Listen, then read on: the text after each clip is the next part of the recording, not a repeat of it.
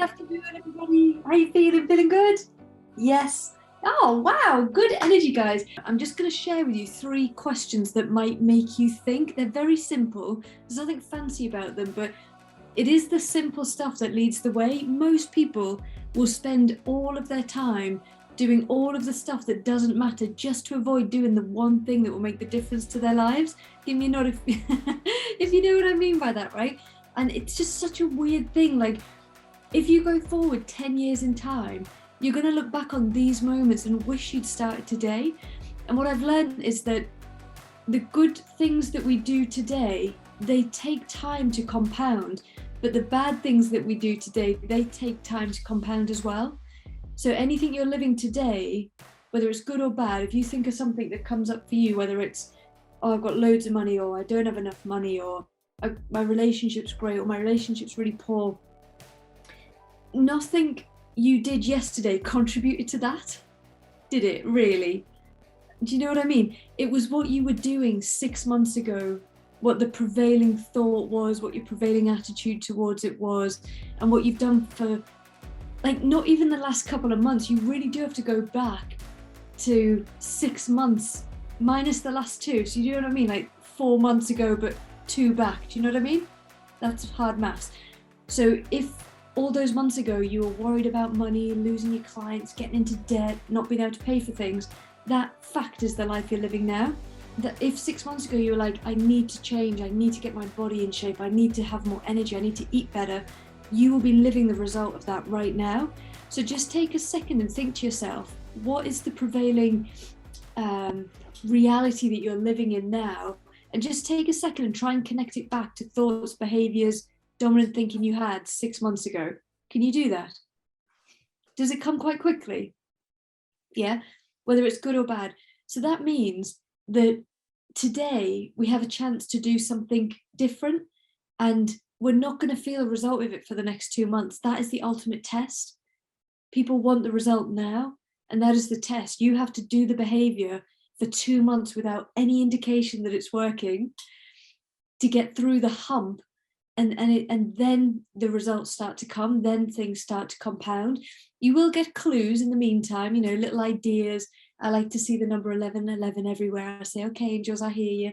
And I love waking up in the morning, and I honestly, my default is fear and whatever. And then my brain goes, hang on, you did go to the gym yesterday. You did do that project. You were scared. Hang on, you're actually a badass. And I love waking up like that. Did you see the post I did yesterday?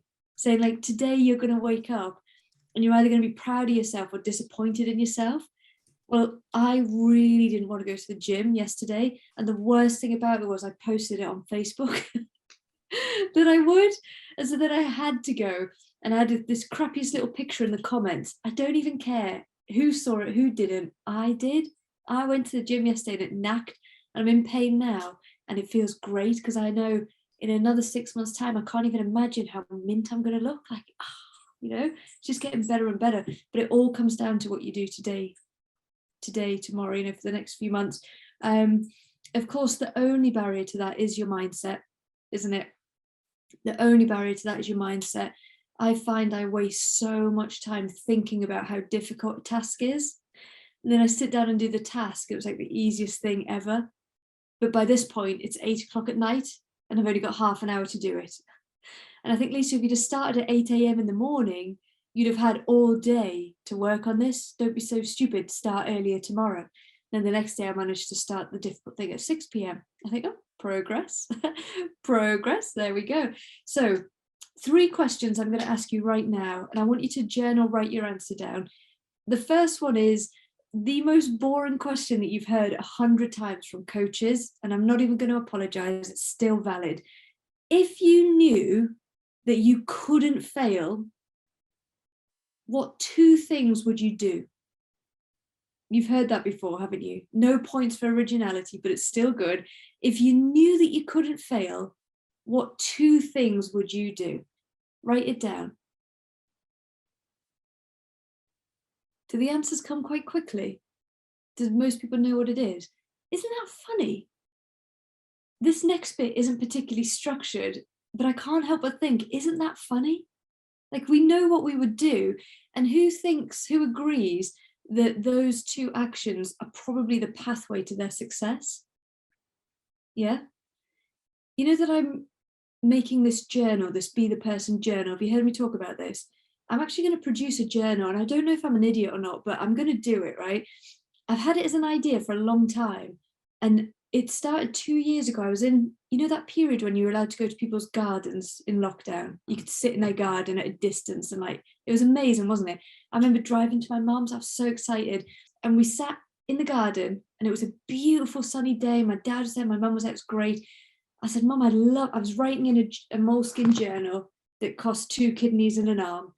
And I said, I'd love to produce my own journals, maybe just like blank ones, I don't know. And then I didn't do anything about it, because where do you begin? What do you do? Can I do that? Like, I know how to sell courses. It's a physical product. What do I do there? And then this whole Be the Person thing, however that has come through, I claim no credit for it. This idea of the behavior tracker and then the membership and everything I'm sharing there, I don't know where it's coming from. All I know is that whatever I hear, I'm just sharing, and I'm just trusting, like, I know what the theme is for this month, and I'm just going to trust that it's exactly what people need. So I've been thinking about this journal for a few months. I've been speaking about it with people like you guys, and the reaction's been really good. Like, you should do it, you should do it, you should do it. I was like, yeah, I'm going to do it. And then I was doing something for a client, helping them with this PDF, and this thing we produced is amazing. And I thought, Lisa, you have all the skills. You don't even need to contact a graphic designer. You could just open a file and begin right now.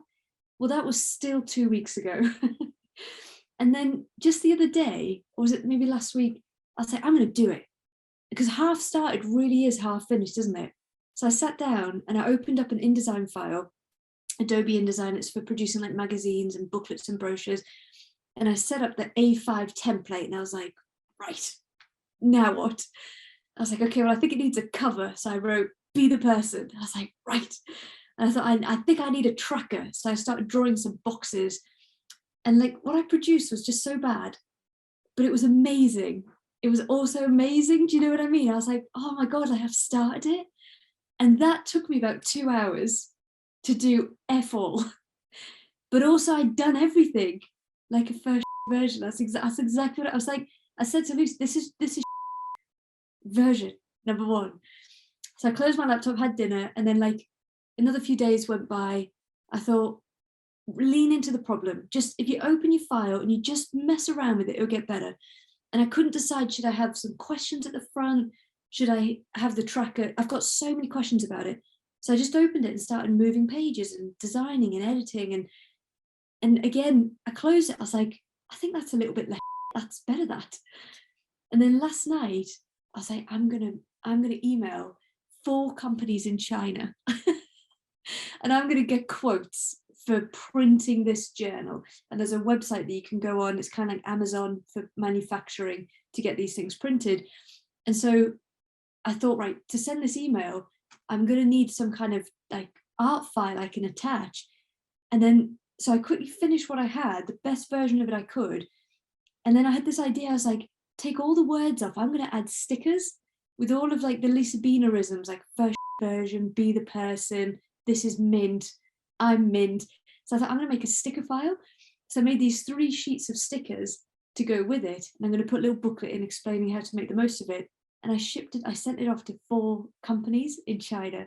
And today I'm now messaging back and forth, getting quotes for getting a prototype made, a sample, which they're going to ship over to the UK. And they said, when is the final art file going to be ready? I was like, wouldn't that make it serious? If I did a final art file, wouldn't that make it like serious? So I've had 2 quotes. One quote to get a prototype is $50 to get it shipped over, and the other one was $150. So I thought, So I asked the $150 company if there was any leeway. It might be a bit cheeky, but it seems a lot for a sample. And if not, the other company, obviously, I'll probably do both, get them both. But it felt really good. That's one of the things that I would do if I knew I couldn't fail.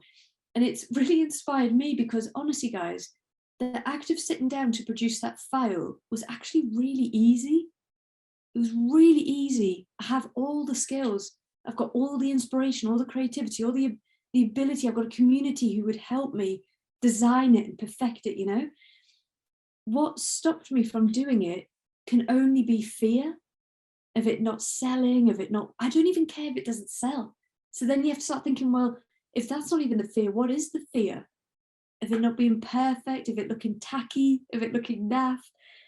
So when you think about what would you do if you couldn't fail, it really inspired me to think that the thing that you have to create, the idea that you have and the thing that you would do, it is the path. And I promise you that in 6 months' time, something is going to come up in your life, an opportunity. And that thing that you would do if you knew you couldn't fail is linked to that opportunity somehow. And you have the opportunity now to act on it and do something about it. And you're not going to get it right. And it's not going to be easy and it's not going to be perfect. But you just lean in every couple of days to try and make it a little bit better. And when you look back and you've produced something, you think, how did I ever do that? Out of curiosity, would anyone like to share in the comments what their thing is? What would they do? And I'll share another one of mine. If you knew you couldn't fail, what would you do? In the comments, let other people see as well. So guys, these things that you're mentioning, I can't help but think that this is part of what your next journey is. Like, these are the ideas that are going to get you to your next level. And what you've got to do is got to get you to the point of taking action on these things. Let me share the other two questions, then we'll join them together. The second one is, what is a crazy mad idea that you keep getting inspiration around that you're not really doing anything about? It could be what you've already mentioned. What is a crazy idea you keep getting inspiration around? And it could be something like, just start filming voice notes on my phone, start posting about my house on Instagram, do my garden, message an old friend, reach out to old clients, do a journal, do a book. What's an idea you keep getting inspiration on and not really acting on? Can I tell you something that's like come together in my life? When I look back over the last 6 months, I can't believe how this Be the Person idea has come together. I'm really thinking about whether I create its own website. I'm going to make the journal. I've got the membership, which is also hilarious because I just said I was going to do it.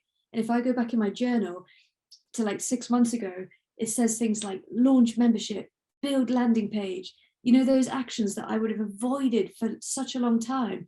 And now here I am with inspiration on next month's content. And I've put a Facebook group for it, people are excited. I keep writing this book in my head. Guess what the book's called? Wild guess, Be the Person. And I'll tell you something that's really dawned on me. Today, I just thought, you know what, Lisa, just begin. Like, I was writing another book, I've parked that, just begin. So I opened up a Google Doc and I wrote Be the Person at the top. And I started the book by saying, I'll read you the opening line. This is what the opening line says. Wednesday morning, September, 9:31. I'm sitting in bed replying to messages from manufacturing companies in China. I want to produce a Be the Person journal that people can use to track behaviors. Yesterday, I finally got around to completing a first cut. Now, that is exactly what I've just told you, isn't it? That is exactly what I just did today. If I went to a bookshop and opened a book and those were the opening lines, I would buy that book.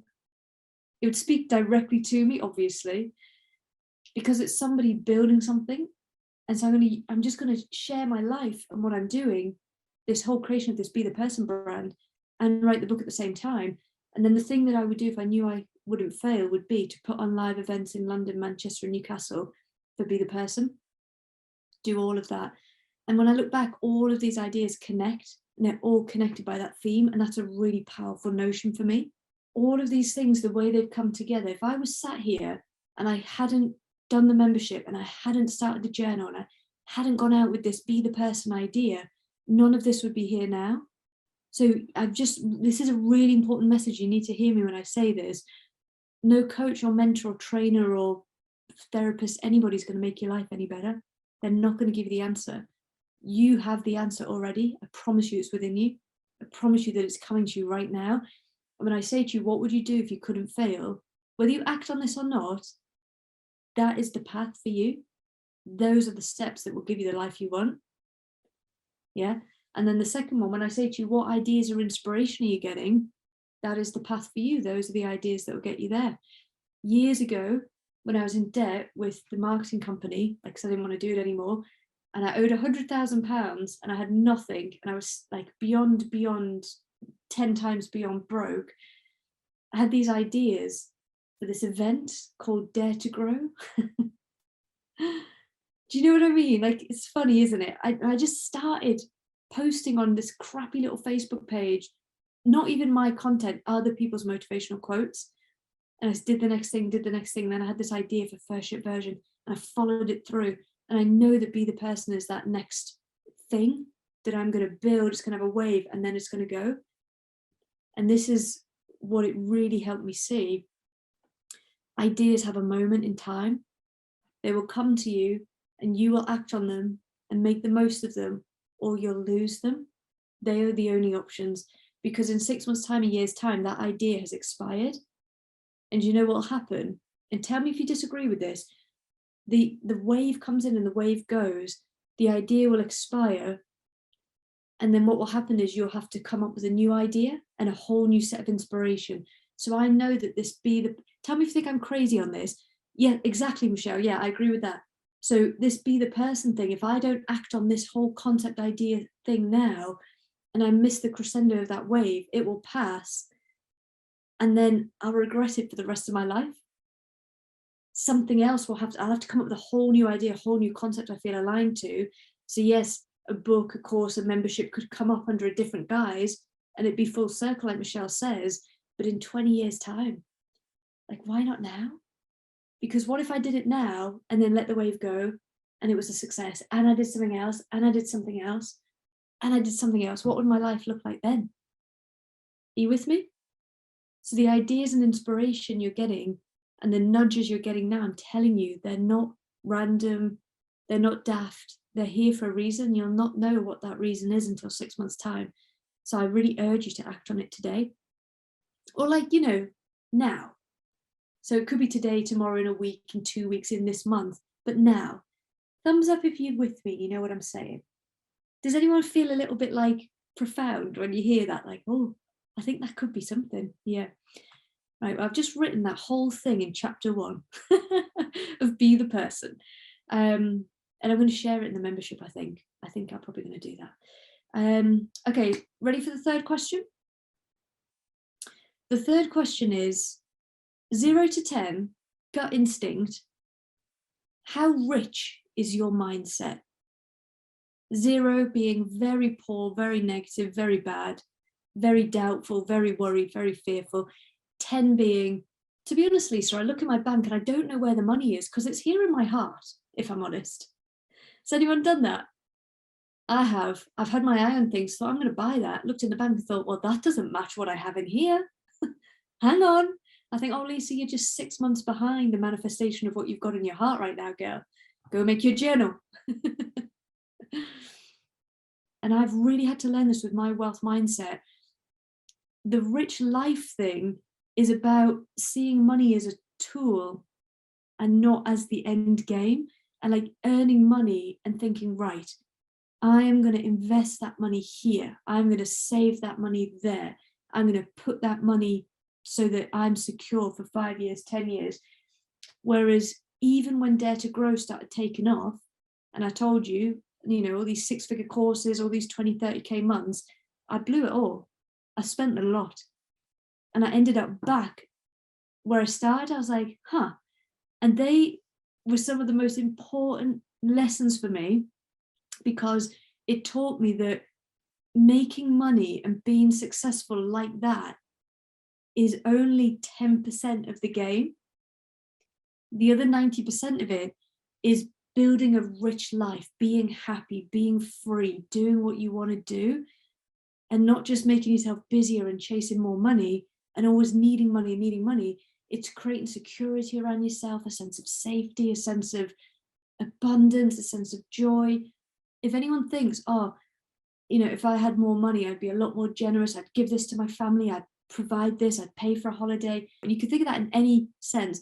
When I have more health, I will spend more time with my children, my grandchildren, I'll work out more. When I feel more creative, I'll produce more stuff. That's back to front. It's back to front. We have to create the feeling and the energy and the mindset first, back it up with the behaviors and the action, and the result will follow. It's inevitable. Does that make sense?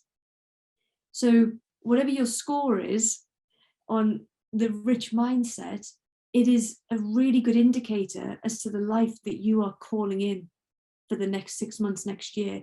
And the biggest work you can do is on your mindset, clarifying your vision, writing out your goals. And like, I know I'm laboring this point, but I'm telling you now not to listen to anything that I say or anything any coach or author says. I'm telling you now, apart from this. You have the answer, I promise. You know what to do, I promise you. You know what to do.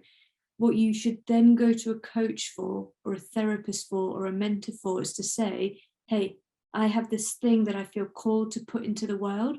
I know that you've put a similar thing into the world. Can you just tell me how you did that, please, and hold me accountable to the action? Do you see the difference? A lot of people go to coaches, I'm lost, I don't know what to do, help me, because they're giving up their power. They don't believe in themselves, they don't trust themselves. But the funny thing is, when the answer shows up in the cards, they all of a sudden feel validated. They were like, oh, I feel so deeply guided. No, you were guided before you turned up to get your cards right. You go to the cards and the reading and the therapist and whoever to say, I have this idea and I'm afraid. I have this thing I want to produce and I need the money to do it. I feel like I'm meant for this and I don't have the confidence, I don't have the map. You go to the therapist, the coach, the whatever, and tell them, hey, this is what I want to do and I don't know how. Can you help me do that? Yes, I can. And that's why you go to somebody who has the result that you want, because they'll look at what you're doing and they'll go, look, I know you want to do it that way. That's how I did it. And this is what happened. I can tell you how I would do it differently now. And if you can't afford a coach, therapist or whatever, books. So I got on this call thinking I don't think I have much of my regular motivational rant, but it turns out I did have something. Is that useful, guys? Is that helpful, just to remind you? You just say to yourself, I know I have the answer. Take a second before I ask any questions and write a little note to yourself. Like, start it with, I know what to do, and it's most likely this. I know what to do, and it's most likely this.